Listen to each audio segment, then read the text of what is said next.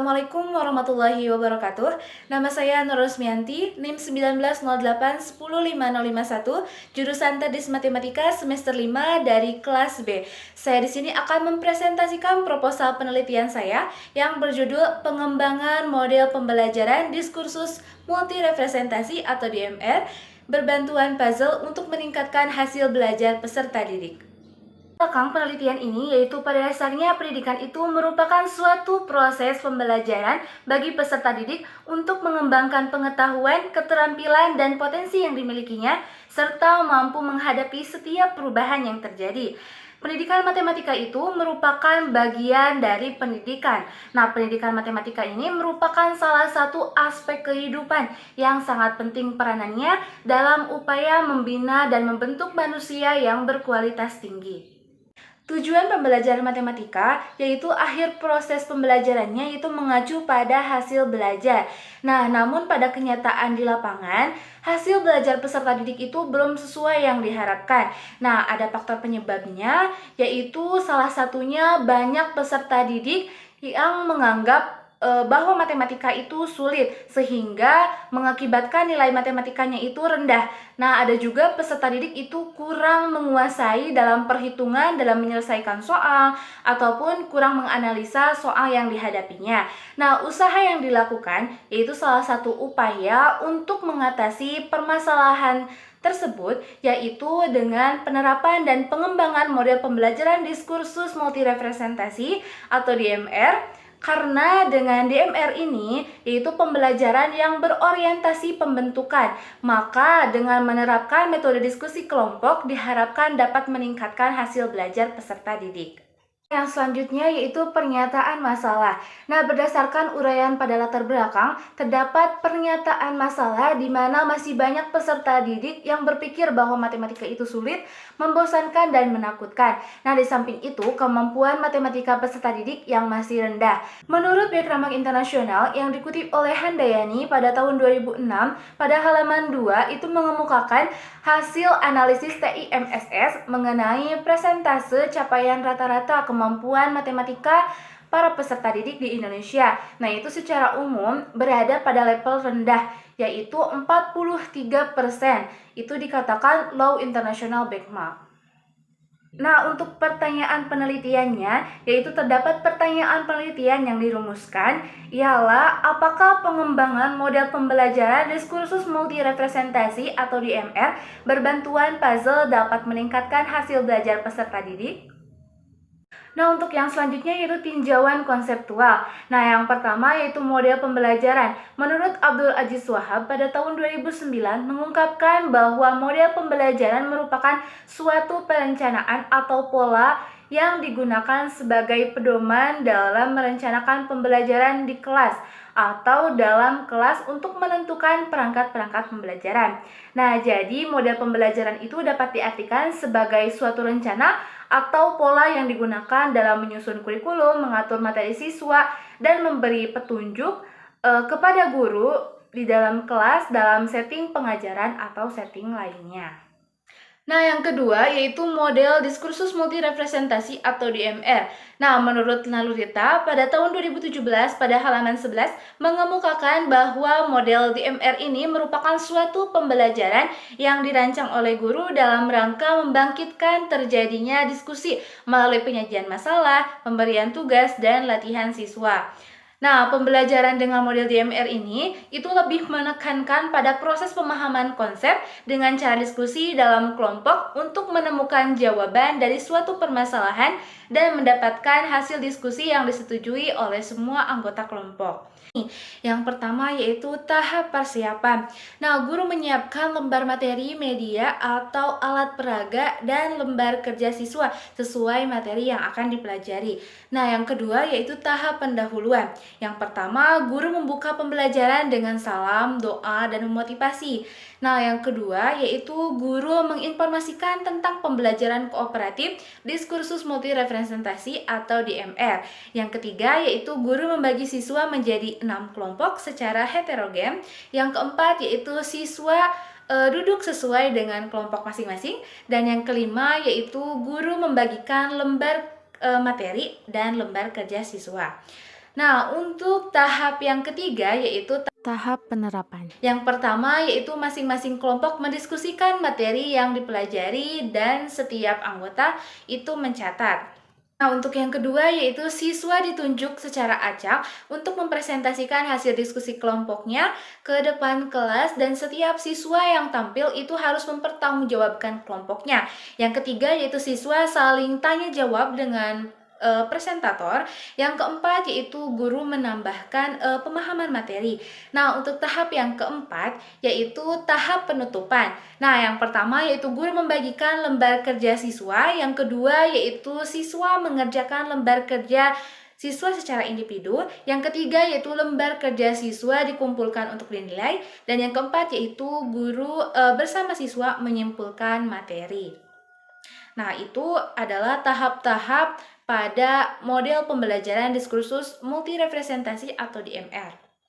Nah, yang ketiga yaitu hasil belajar. Secara umum, hasil belajar merupakan penilaian diri siswa dan perubahan yang dapat diamati, dibuktikan, serta terukur dalam kemampuan atau prestasi yang dialami oleh siswa sebagai hasil dari pengalaman belajar. Nah, berdasarkan taksonomi Bloom, itu mengklasifikasikan kemampuan-kemampuan siswa dalam mencapai hasil belajar melalui proses belajar yaitu menjadi 3 ranah. Yang pertama yaitu ranah kognitif. Ini berkaitan dengan sikap hasil belajar intelektual yang terdiri dari 6 aspek yaitu pengetahuan, pemahaman, penerapan, analisis, sintesis, dan evaluasi.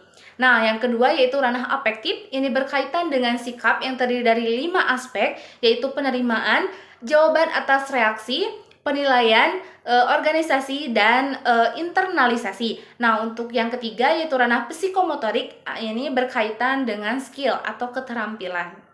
Yang selanjutnya yaitu tinjauan teori. Nah, teori yang relevan dengan penelitian ini yaitu teori kognitivisme.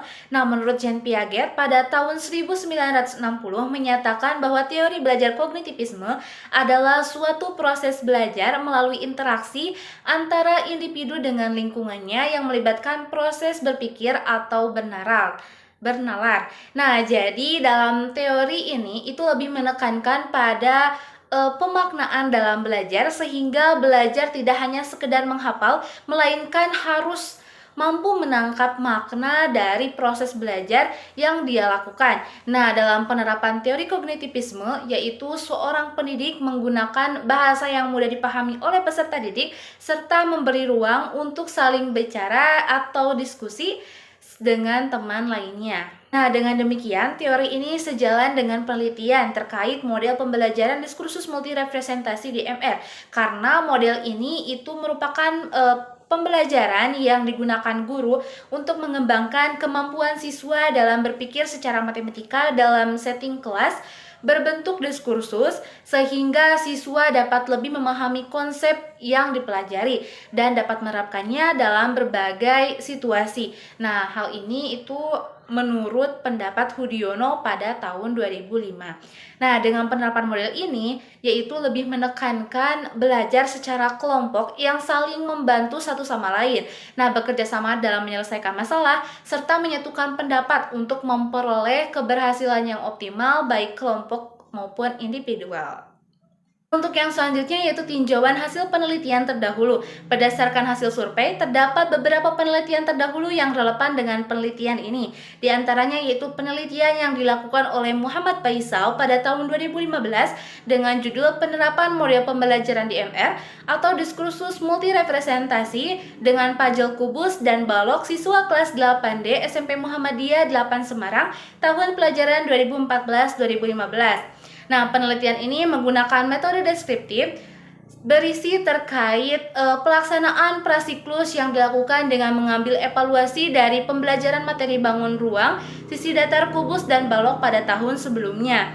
Nah, berdasarkan evaluasi pembelajaran, nilai rata-rata tes formatif materi bangun ruang, sisi datar, kubus, dan balok adalah 68,87 dari jumlah 41 siswa kelas 8D. Nah, sedangkan hasil ketuntasan klasikalnya adalah 48,78% berdasarkan tabel daftar nilai belajar prasiklus pada lampiran penelitiannya. Nah, sehingga rata-rata tersebut tidak mencapai nilai KKM yang telah ditetapkan oleh SMP Muhammadiyah 8 Semarang, yaitu sebesar Nah, ini merupakan salah satu penelitian terdahulu yang relevan dengan penelitian ini. Nah, hasil penelitian tersebut merupakan salah satu penelitian yang paling relevan dan cocok dengan penelitian ini. Karena penelitian yang dilakukan oleh Muhammad Faisal itu sangat faktual dan aktual sebagaimana yang terjadi pada kondisi saat ini. Untuk yang selanjutnya yaitu desain penelitian. Nah, penelitian ini dirancang menggunakan pendekatan kuantitatif dengan teknik penelitiannya menggunakan teknik eksperimental. Nah, metode eksperimen adalah salah satu metode dalam penelitian kuantitatif yang digunakan dalam melakukan percobaan untuk mencari pengaruh variabel independen yaitu perlakuan terhadap variabel dependen yaitu hasil. Nah, dalam kondisi yang terkendalikan. Nah, desain penelitian ini menggunakan pre-eksperimental. Pada kelompok eksperimen diterapkan model pembelajaran DMR, sedangkan pada kelompok kontrol itu diterapkan model pembelajaran konvensional. Nah, variabel bebas dalam penelitian ini adalah model pembelajaran diskursus multirepresentasi atau DMR, sedangkan variabel terikatnya yaitu hasil belajar peserta didik. Untuk yang selanjutnya yaitu metode penelitian. Yang pertama yaitu teknik pengumpulan data. Teknik pengumpulan data dalam penelitian ini adalah menggunakan teknik pengukuran, sebagaimana data yang dibutuhkan yaitu berupa hasil tes berbentuk esai yang bertujuan untuk mengukur hasil belajar peserta didik. Yang kedua yaitu instrumen yang diperlukan. Dalam melakukan penelitian pastinya memerlukan alat untuk mendapatkan data yang akan diolah dan dianalisis. Nah, penelitian ini menggunakan pendekatan kuantitatif dengan instrumen yang diperlukan yaitu hasil tes uraian digunakan untuk pengembangan model pembelajaran DMR dan mengukur hasil belajar. Nah, untuk yang ketiga yaitu sumber data. Sumber data dalam penelitian ini adalah sumber data primer, karena data yang diperoleh atau dikumpulkan oleh peneliti secara langsung dari sumber data utama yang akan diteliti yaitu siswa kelas 8 SMP Negeri 1 Banjaran. Nah, untuk yang keempat yaitu populasi. Nah, menurut Baskoro pada tahun 2017, populasi merupakan sekumpulan objek, orang, atau keadaan yang paling tidak memiliki satu karakteristik umum yang sama. Nah, populasi pada penelitian ini adalah seluruh siswa kelas 8 SMP Negeri 1 Banjaran yang terdiri dari 94 orang yang tersebar dalam 4 kelas. Nah, untuk yang kelima yaitu teknik pengambilan sampel. Nah, sampel adalah bagian dari suatu populasi yang akan diamati. Nah, teknik pengambilan sampel dalam penelitian ini adalah dengan menggunakan teknik pengambilan sampel acak atau random sampling. Nah, yang setiap anggota populasi yang ada itu mempunyai hak yang sama untuk dipilih menjadi anggota sampel. Dan penentuan sampel ini menggunakan rumus Solpin itu berdasarkan Ari Kunto pada tahun 2002 dalam Ekawati pada tahun 2015. Nah, untuk rumus Solpinnya yaitu N kecil sama dengan N besar per 1 ditambah N besar dikali E pangkat 2. Nah, sehingga diperoleh jumlah sampel penelitian yang akan digunakan itu sebanyak 48 orang yang tersebar dalam 4 kelas. Nah, pengambilan sampel ini itu dipilih 2 kelas dari semua populasi, yaitu kelas eksperimen dan kelas kontrol. Nah, untuk yang keenam yaitu teknik analisis data. Teknik analisis data dalam penelitian ini yaitu menggunakan teknik analisis statistik deskriptif dan analisis statistik inferensi. Nah, untuk yang pertama yaitu teknik analisis statistik deskriptif, yaitu teknik yang digunakan untuk mengambil data dalam tabel, grafik, atau angka yang dapat digunakan sebagai bahan untuk pengambilan keputusan yang tertuju dengan jelas secara spesifik. Nah, untuk yang kedua yaitu teknik analisis statistik inferensi adalah teknik yang digunakan untuk menyimpulkan data secara generalisasi dari suatu data-data yang telah terkumpul. Nah, pada teknik ini itu dalam membuat inferensi yaitu dengan statistik inferensi asosiatif dengan menggunakan teknik analisis regresi linear ganda karena dalam penelitian ini terdapat lebih dari variabel independen. Yang terakhir inilah referensi yang saya jadikan sebagai acuan dalam memenuhi atau membantu proposal penelitian saya. Nah, cukup sekian presentasi proposal penelitian saya. Mohon maaf apabila terdapat banyak kekurangan. Sekian dan terima kasih. Wabillahi taufiq wal hidayah. Wassalamualaikum warahmatullahi wabarakatuh.